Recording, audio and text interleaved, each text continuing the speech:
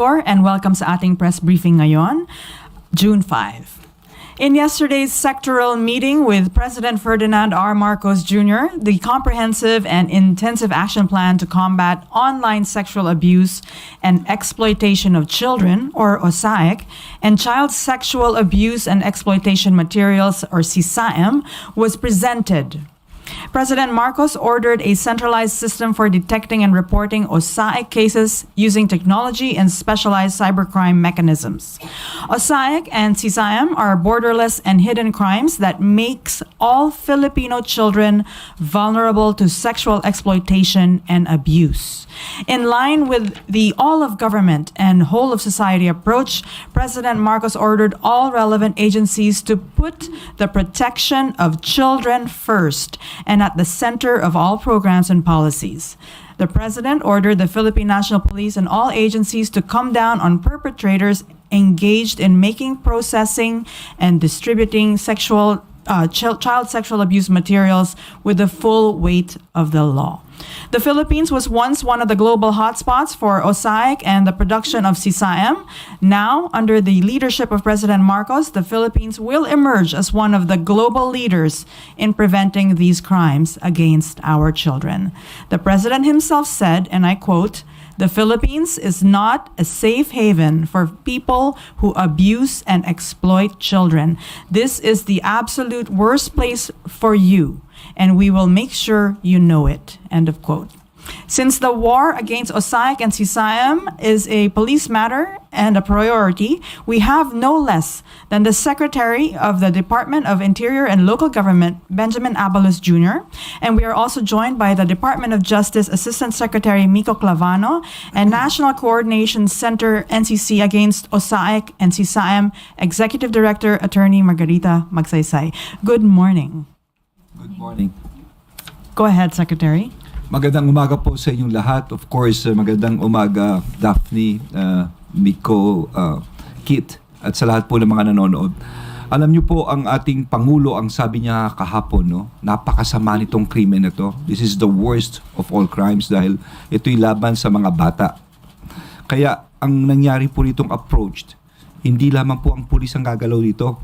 Ito'y interagency, ito'y pinagsama-sama na ng lakas ng gobyerno. Andirito na po, of course, ang kapulisyahan. Pagkatapos, nandirito na rin po ang Department of Justice para sila po magpaprosecute. No? Kasama na rin po ang DSWD, no? At iba pang ahensya tungkol po rito. Pinagsanib PWERSA po ito at lahat gagalaw po rito.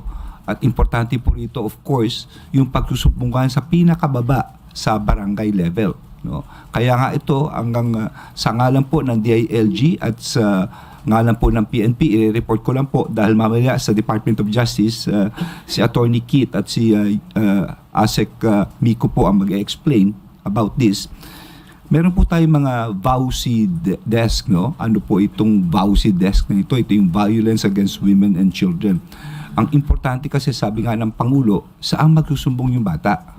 No? Kanino magsusumbong ito? At pagsumbong sa barangay, alam ba ng barangay kung anong gagawin? So, dapat dito i-capacitate po natin. Kaya napag-usapan kahapon that gagawin po natin, i-capacitate po ito. In fact, ilalagay rin po natin ito as part of the Seal of Good Local Governance. No? Lalagyan po natin ng tinatawag na parameters ito sa lahat ng mga barangay at local government units sa buong Pilipinas. Yan po imamandato ng DILG na sila'y magkaroon ng mga seminars dito. Pangalawa is the adoption of ordinance. Ito muna ho sa ng DILG against OSAIC and CSAM, no?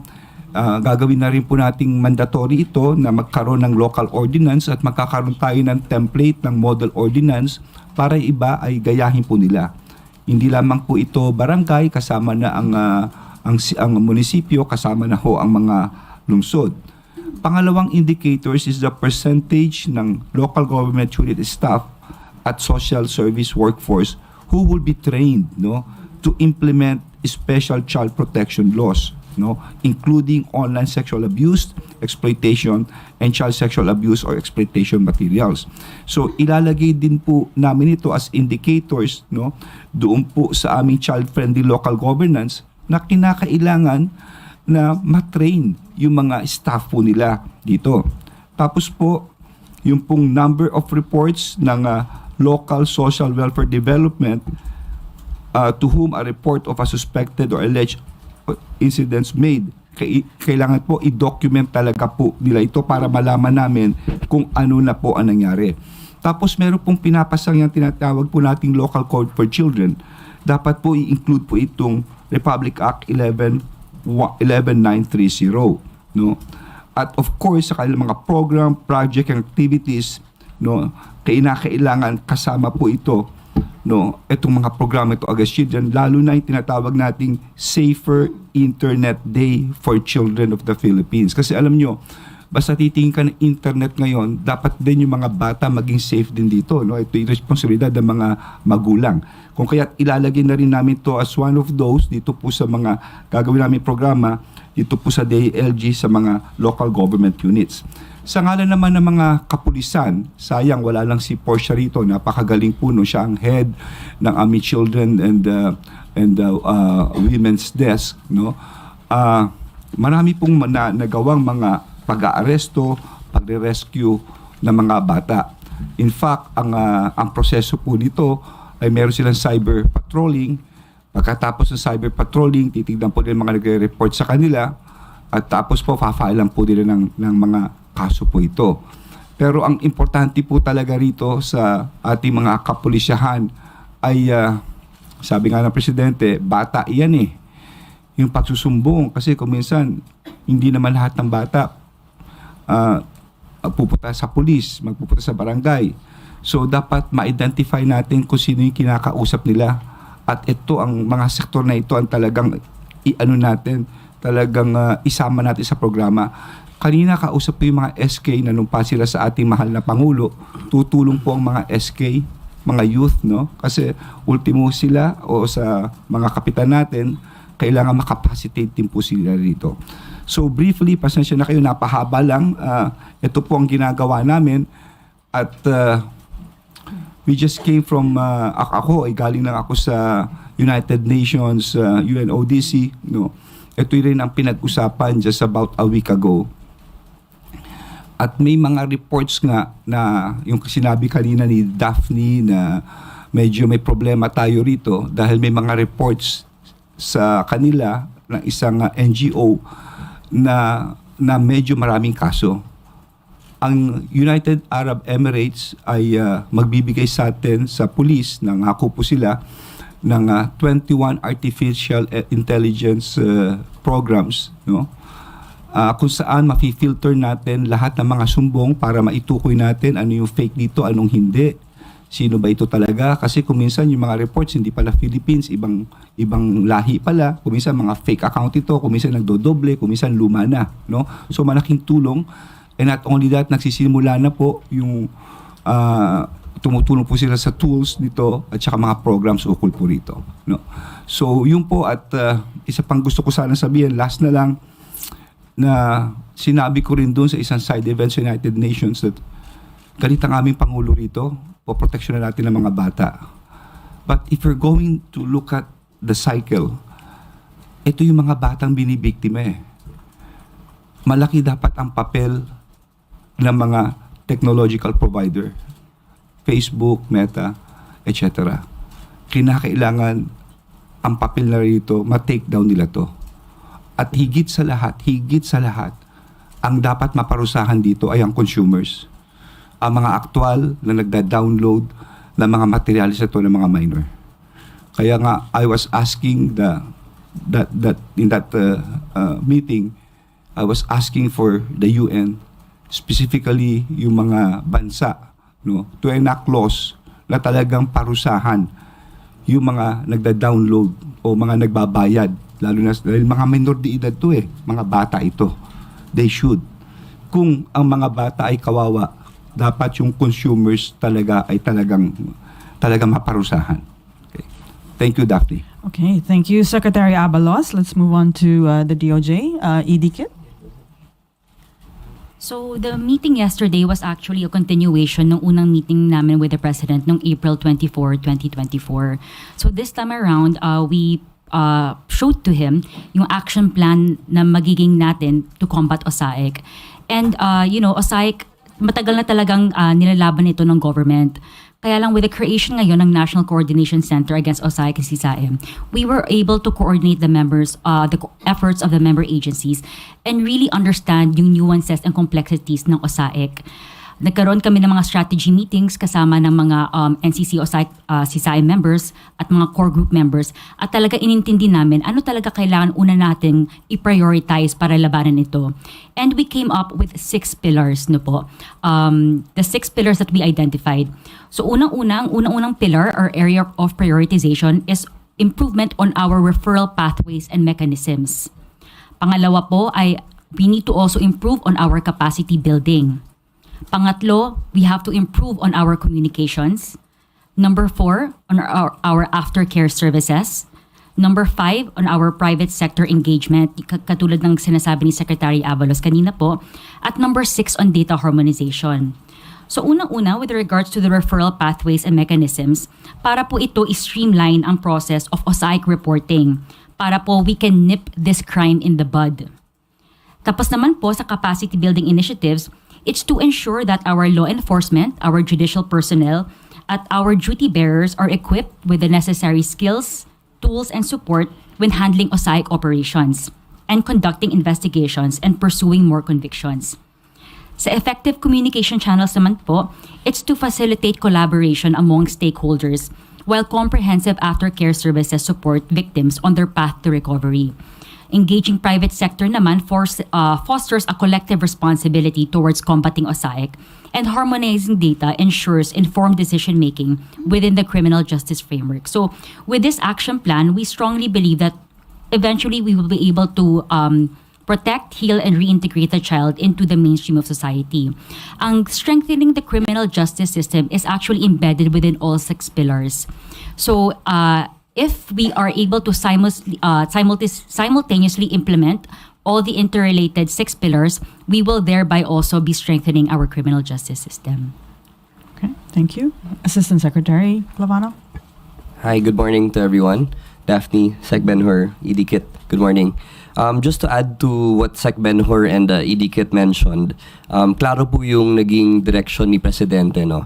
Ang sa kanya, protect the child and prosecute the perpetrators. Yun lang po yung dalawang emphasis niya dahil po yung 6 pillars na binanggit po ni Kit, yun po yung siguro whole action plan, no? Holistic, kagaya nung sinabi ni Ma'am Daphne sa kanyang opening spiel.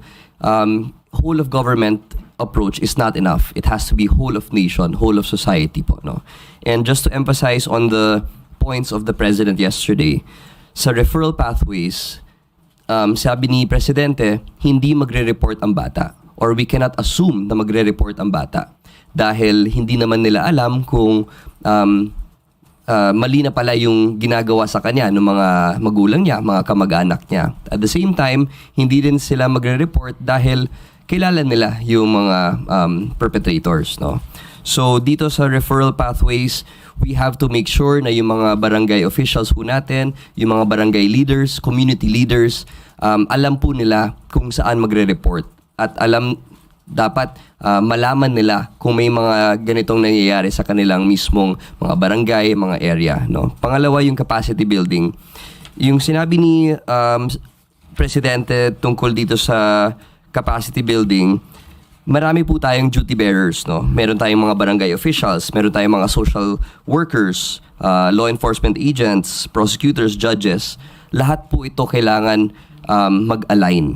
Dahil pag meron tayong nakitang gap sa proseso natin, kumbaga magre-report ang isang barangay official pero hindi naman siya mabibigyan ng pansin ng ating mga judges or ng ating mga prosecutors or meron silang hindi sila familiar sa law, sa pag-prosecute. Kailangan po talaga lahat ay may capacity building or malaman nila kung ano talaga ang magiging proseso. And in line with that, kailangan din po na yung mga experts ho natin sa WCPC, sa mga barangays, ay yung expertise tumaas. And yung turnover rate dapat bumaba. Dahil sa aming experience, kung after na matrain sila sa ganitong bagay, sa ganitong topic, bigla silang i-reassign sa ibang division. So that's one thing we also have to look at, which was emphasized also by the President. And the last pillar na talagang in-emphasize ni Presidente ay yung aftercare services. Yung aftercare services po ay yung pinaka in-emphasize ni President kahapon dahil sabi niya, we have to give them another chance at a normal life. Kung meron po tayo mga shelters, temporary shelters or one-stop shops for the victims, dapat hindi sila tumagal doon. No, yun po yung bilin ni Presidente. At sabi niya, we have to give them back to the community, maybe through a distant relative who can take care of the child. Pero po, yung trauma po, yung gustong i-avoid ni Presidente na kung tumagal po sila sa isang shelter, kasama nila yung mga co-victims nila, yung mga children who have also gone through abuse, they will no longer be able to come back to a normal life. So the President was very keen to make his point, to give his point across na we have to find a way na ma-normalize ulit yung mga buhay ng mga bata. And he, again, reiterated throughout the whole meeting na we have to be victim-centric in all our programs, in all our efforts dahil ang pinoprotectionan ho natin dito ay yung mga bata. And on the other side of that, yung mga perpetrators po ay kailangan talagang parusahan, kagaya po ng sinabi ni Sec. Benhor. So these are the things that the President emphasized. We presented him with the 6 pillars, with an executive order for his study and approval. And hopefully po, pag na-sign na po yung EO na yon, ma-operationalize na po yung 6 pillars, yung aming programa, and we can finally eradicate this gruesome crime. No? It's very hard to think about the children who have gone through the abuse.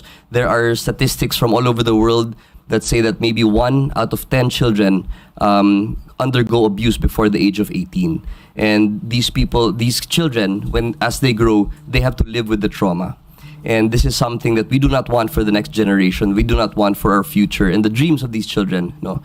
And we hope that with the team that we set up with the NCC OSAIC on top of this gruesome crime, we can finally collaborate and work with existing structures to make sure that we have a cohesive, whole-of-nation approach to finally eradicate this crime. Thank you. Okay, thank you. We open the floor. Maricel Halili, TV5. Hi, magandang umaga po. Secretary, you mentioned earlier that you already coordinated with the United Nations para magkaroon ng policy. Pero do we see other ways on how to run after the consumers? Because I understand mostly mga foreigners ito di ba? So paano sila mapipinalize? Kasi we don't have any control or power over the United Nations. So I wonder if we see other ways. Actually, in the United Nations, I was there for, number one, it's about drugs, and there was another event. It was a UNODC in Vienna, Austria. Another event was about OSAIC, no? And I believe it was Yusek Lapus of DOJ who was there, and I was also there. And then there was a side meeting where I reiterated that if people are looking at the victims and we made sure that we will protect the victims as instructed by our president, we will surely do that. Maski hindi naman to paramihan, maski isa lang masakit sa dibdib yan It's not about numbers. It's about the crime itself, no? Pero sino bang gumagawa nito? Hindi ba yung consumer? Sino may nag-download? Di ba yung consumer? Dapat siguro tignan yung aspect na yun. That's why I was asking for those who were present, na baka po pwede that nations should enact laws against consumers.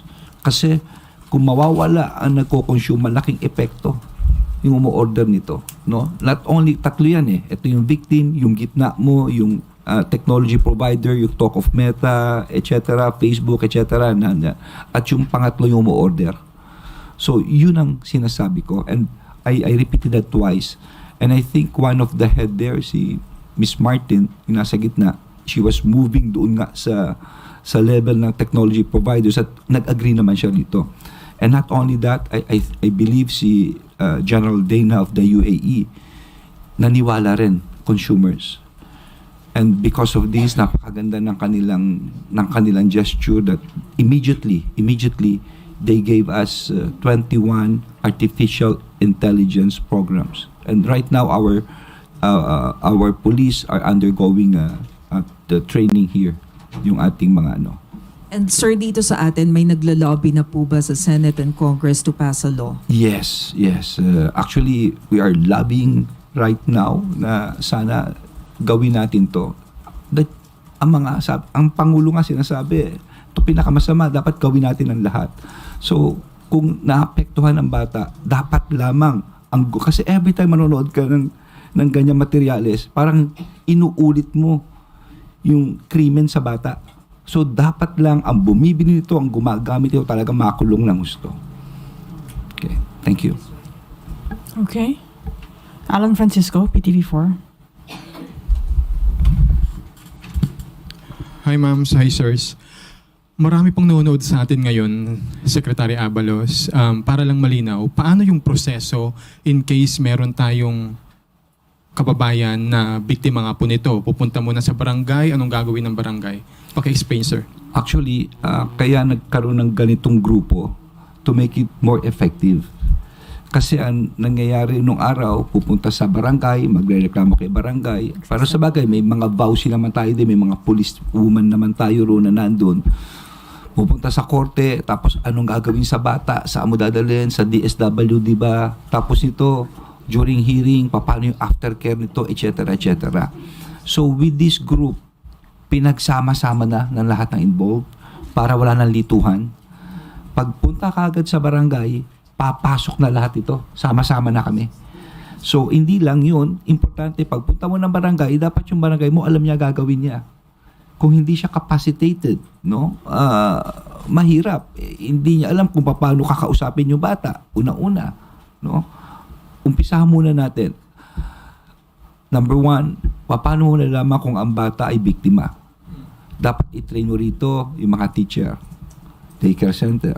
No? I-train mo yung mga barangay na, teka muna, bakit ito yung bilin nga pala ng ating Pangulo, ito yung pinag-usapan namin kahapon kasi hindi raw magsusumbong ang bata. So dapat tinitrain mo on the ground. At pangalawa, awareness sa publiko. Kasi kung minsan may mga batang tumatahimik, may mga sugat, hindi sasalita, lumalakpak. Pero alamin mo rin maigi, baka mamaya naman nagkamali ka, baka talaga may sakit lang yun, di ba? Kawawa naman yung maituro na gano'n. So, dapat matrain kung kanino dadalhin nung mga tiga-barangay ito. So, yun ang actually ginawa namin, pero mas ifo-focus namin ngayon through this group. Tuturuan, at hindi lamang yun, lalagyan namin ito ng gagawing mandatory na ito through the DILG. Ordinance, capacity training, on the ground, grassroots. Pangalawa, andyan naman ang vowsy desk ng mga pulis. Ganun din ang mangyayari. Pangatlo, pagdating po rito, ayan na, magte-take over na sila sa prosecution, no? To make sure sa fiscal, sa ganito. Pero yung sabi nga ng ating Pangulo, after all of these things, tetestigo yung bata, parang inuulit mo sa kanya inuulit mo experience So how do you protect the child? Sabi nga ng Pangulo kahapon, it is always for the best interest of the child. No, kung saan siya. Kasi kung ilalayo mo siya, para siya pa yung naging kaya dapat daw angkat maaari, kung merong kamag-anak to na background mo, ibigay mo ron o alagaan mo, anuhin ang gusto, or in the same community. So, yan po ang ginagawa po namin ngayon. Okay. You asked about Mag-add daw si... sorry. You asked about how we can tell if the child is being abused Yes, for ma'am. house. Yeah. So the government has had its approach. We have a law. And we have the DOJ and the DILG. But in a household level, since we have people watching on TV, ang mga magulang pwedeng i-check ang mga telepono ng mga anak ninyo minor sila, it is your responsibility na alamin ano ang ginagawa ng anak ninyo online. Pag yung mga, tingnan nyo kung bakit suddenly may mga GCash or Paymaya sila. Alamin kung saan galing ang pera. So mga ganon, dapat it goes back also to parenting. Of course, the state is doing all we can, but as parents and guardians, responsibilidad din natin yan. One more thing, no? At ito'y wina-warning ko sa lahat ng mga barangay. Hindi na pwede mag-settle dito. Hindi pwede mag-settle. I'm warning you. Sa lahat ng mga nanonood ngayon. Mga bata ito, biktima. Ito'y krimen. Hindi ito siya sabihin mo camera na nakatutok na gano'n. Kasi may ganyan thinking eh. Sabihin ba camera lang yan? No. Kay camera, kay ano yan, ito'y krimen laban sa bata. Kaya kung sino man ang makikipag-settle dito, I will make sure makukulong din kayo. I will make sure of that. We will make sure of that. Yan ang proseso. Kaya yan ang utos sa amin ng ating mahal na Pangulo. Thank you. Can I add on to that? Go ahead. Yeah. So sa barangay, no, once the barangay kasi receives report, simple lang dapat ang ginagawa niya. Dapat ini-endorse na agad sa law enforcement authority. Ang nangyayari ngayon, sabi nga ni Sex, sinasettle na kasi sa level nila. Siguro it's to maintain family harmony or whatever, pero hindi yun pwede. It shouldn't be settled at their level. Why shouldn't it be settled in their level? Because hindi na nakakarating yung OSI complaint sa law enforcement agency. No, there's no justice that is brought to the child victim survivor, and the perpetrator could still be in the community, potentially victimizing other children. So very simple, no? They just have to take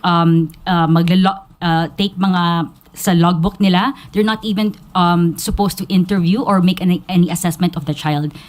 Bibigay lang talaga sa law enforcement agency, and the law enforcement agency will take it on from there. Okay, Jinky Baticados, IBC.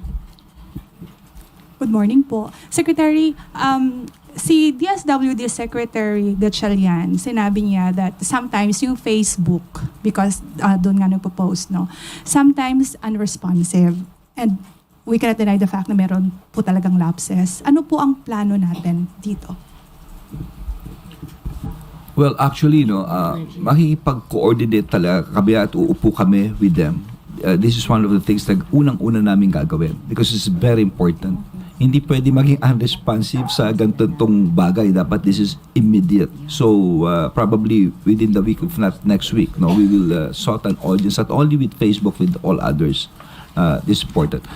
Yung kanina nga palang issue, kasi minor ito eh. Kung nga nagbibiktima ang magulang mismo, ang estedos, ang tinatawag na parents patria doctrine. Ibig sabihin, ito yung tumatayong magulang, ang estado na.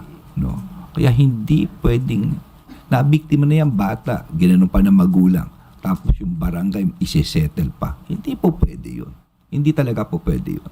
And we are going to document each and every cases from now on. Lahat po ito.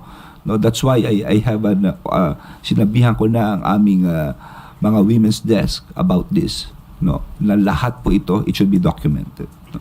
Kasi tama po si Kit, tama po si Miko.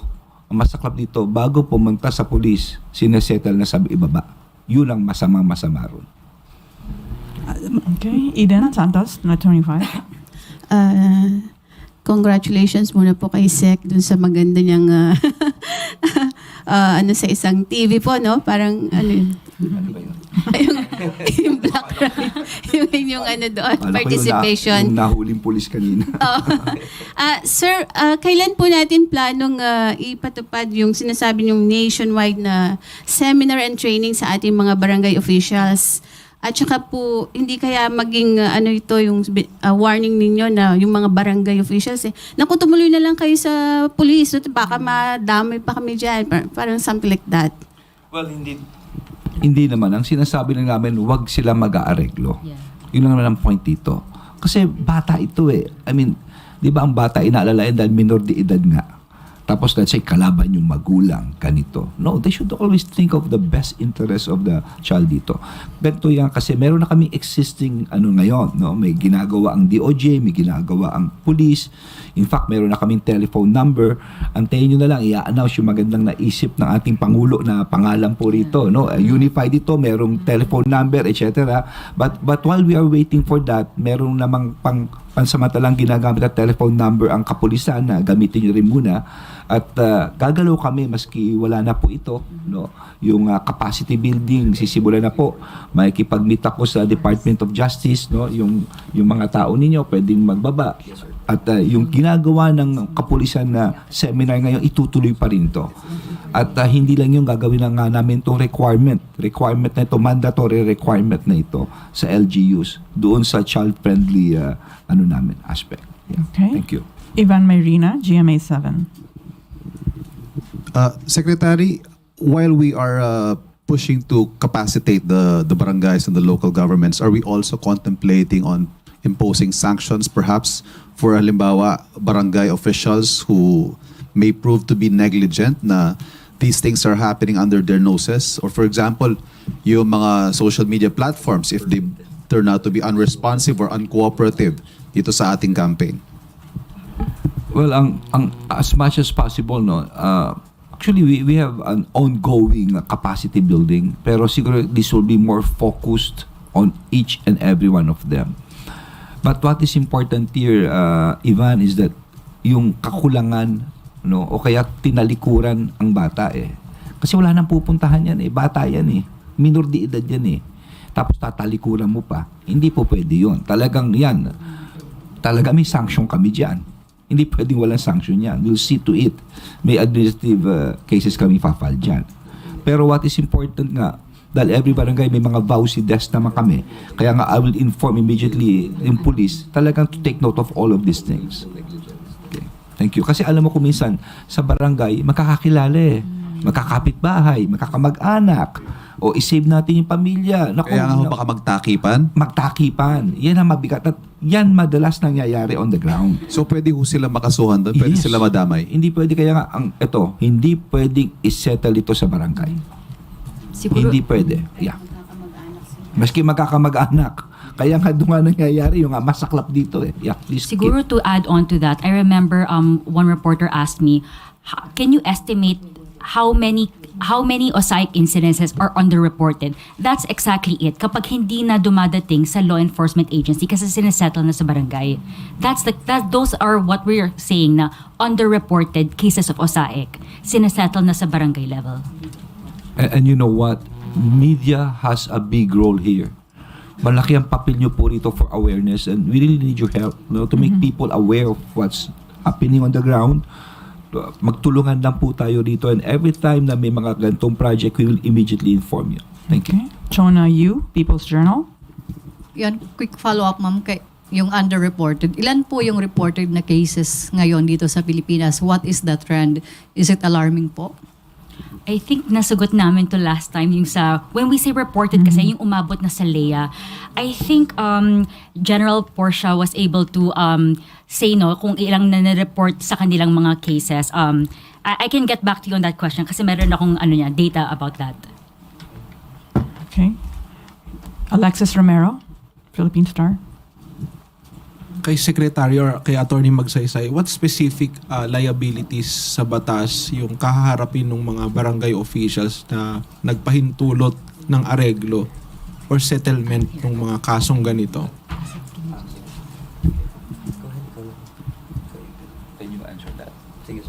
Before Miko, no, ito, yung 214 cases referrals, I think this is just for 4 years, no? 4 years. Tapos 98 operations conducted, 413 rescued victims, 88 arrested and 38 convicted. Okay, so this is the latest. Can we look at the timeline to? Major, anong years to? Ulitin ko, 214 case referrals from PICACC, 98 operations conducted, 413 rescued victims, 88 arrested, and so far 38 convicted. 2019 to 2024. Okay, this is 2019 to 2024. Miko, please. To answer po yung question about the liability ng mga barangay officials po, no? Under Section 4 of RA 11930, which is the Anti-Osaic Law. Yeah. Meron po tayong letter E, which is to permit or influence the child to engage, participate, or assist in any form of SASAM. Yung sa tingin po namin na pwedeng pumasok yung mga barangay officials, yung permitting. Kung umaabot na po sa level ng willful negligence na sinasabi po, no?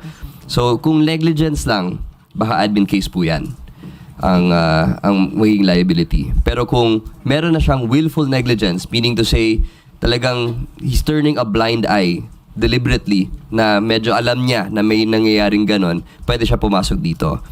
One step further from that, no? Letter K, to knowingly benefit from, financial or otherwise, the commission of any of the offenses of this act. Pwede rin silang pumasok doon if it is proven that they have financial benefits from the crime going on sa kanilang barangay. At yung mga kaparusahan po tungkol doon? The heaviest is life imprisonment. So, for letters A, B, C, D, E, E yung pinag-usapan ho natin, this act shall suffer the penalty, so violation of this act shall suffer the penalty of life imprisonment or a fine not less than 2 million pesos. Yun po yung penalty para sa prohibited acts po under RA 11930. Sec, balikan ko lang yung nabanggit ninyong proposed EO about it. Maaari po bang magbigay ng mas marami pang detalye? Basically po yung binanggit po ni Executive Director Kit kanina tungkol sa 6 pillars. Nagbigay po kami ng detalye kung paano i-operationalize yung 6 pillars.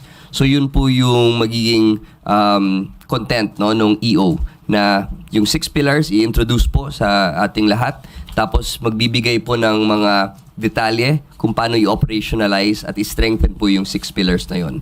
And that will be the guide and serve as the Bible of law enforcement agencies, of prosecutors, judges, and all those involved, no, stakeholders and duty bearers of against the crime of Osaic.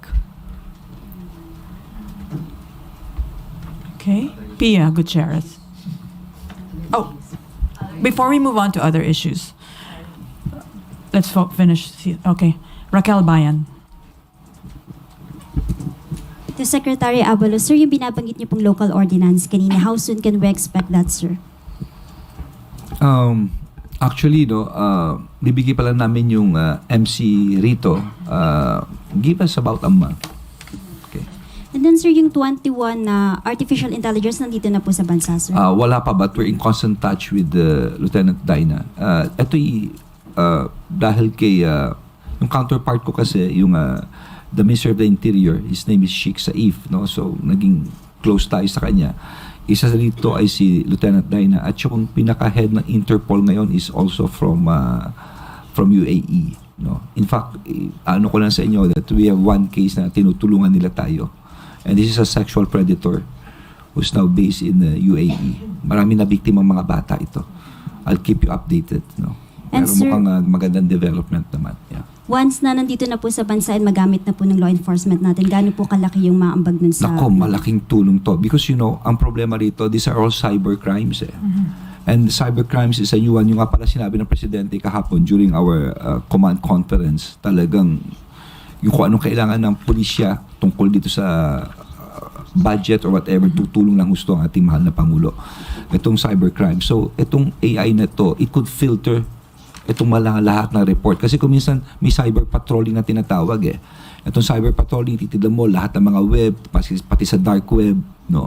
Pero kung minsan, bato lang sila ng bato. Kung minsan nagdodoble yan. Kung minsan hindi naman Filipino, mga ibang lahi pala, mukhang Filipino lang, no? So kung mapifilter at matuturo mo kung saan kaga dito at hindi lamang yun, dapat maano rin natin yung saan nagbabayad dito, no? Importante sa lahat yung kung saan nagbabayad, no? So these are things na talaga makakatulong ang international community.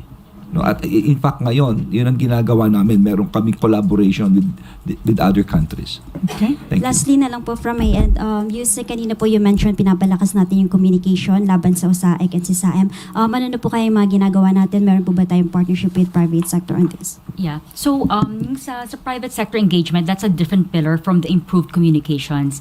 Sa improved communications kasi, what we realize talaga is that OSAIC is still considered a taboo. No one wants to talk about it, no? So, we want to create, madami kaming pinropose na action items. Unang-una, we're gonna have 2 categories for improved communications. One on the macro level and one in the micro level. So we're gonna create catchphrases. We're going to utilize then yung mga government-owned broadcast stations to give us free advertisements. Laban po sa OSAIC. Tapos binanggit din siguro sa mga news, no, may lalabas doon na banner na what hotline or helpline you can call. So it's really just getting it out there. What is OSAIC? Because not many are still familiar with that. Sa private sector engagement naman, ay tulad ng nga sabi ni Asik Miko and ni Secretary Abalos, it's continuous engagement with private companies. We want to be able to access their portals para yung mga easy reporting, mga whitelisting of our emails so that we can easily take down mga SISAM online. So ganun po, no? So basically sa improved communications, what we really want to get across is that we don't want to be known anymore as a global hotspot for OSAIC. Sabi nga ni Ms. Daphne kanina, we will become a global leader in addressing OSAIC. So ayun po, that's what we're in constant communication. Yan, we have our spokesperson, si Asik Miko, also included sa TWG meetings namin was Asik Daphne to help us understand how can we improve our communications in getting this across. Mm-hmm. Just want to go back to the to put it into context. You were asking Jinky about what the international community is doing with this. I have been on this fight against OSAIC since 2018. I was associated with the UN agency as a goodwill ambassador, and this was my focus. So since then, other countries have also been preparing legislation. There are countries like the UK, they have an online safety bill. Australia was one of the leaders, and they helped the Philippines as early as 2018. The EU and the US, because we have to deal with the demand and the supply side. Now, to give you context, what the Philippines has done, our anti-OSAIC law, is actually very well cited and very respected. We are a leader in fighting OSAIC, and having the support of the president and prioritizing this is a major push against this fight. I remember the president in the last meeting when he said, if there is one thing that he can, kung isa lang ang magagawa niya, gusto niya ito to end this. Dahil hindi naman pwede, we are on our way to becoming an upper middle income country, and a high income country in 2040, na ang mga bata natin, ang mga anak natin ay vulnerable at talagang biktima ng OSAIC at SISAM. So as early as now, talagang tinututukan ng ating gobyerno and ng private sector. Yun. Any more questions before we go on? Other topic na?